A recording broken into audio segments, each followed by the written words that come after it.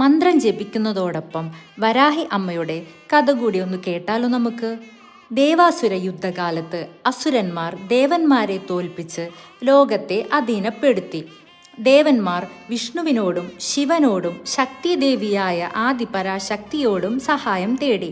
അപ്പോൾ ദേവന്മാരുടെ ശക്തികളിൽ നിന്ന് അഷ്ടമാതാക്കളിൽ ഒരാളായ വരാഹിദേവി അവതരിച്ചു. വരാഹിദേവി ശ്രീ മഹാവിഷ്ണുവിൻ്റെ വരാഹ അവതാരത്തിൻ്റെ ശക്തിയാണ്. അസുരന്മാരെ സംഹരിച്ച് ധർമ്മം പുനഃസ്ഥാപിക്കുന്നതിനാണ് വരാഹി അമ്മ അവതരിച്ചത്. വരാഹി അമ്മ മനുഷ്യ ശരീരവും വരാഹ മുഖവും ഉള്ള ദേവിയാണ്. അവളുടെ രൂപം അതീവ ഉഗ്രവും അതേസമയം സംരക്ഷണദായിനിയുമാണ്. വരാഹി അമ്മയെ പ്രാർത്ഥിക്കുന്നത് കൊണ്ട് ഒരുപാട് ഗുണങ്ങളുണ്ട് നമുക്ക്.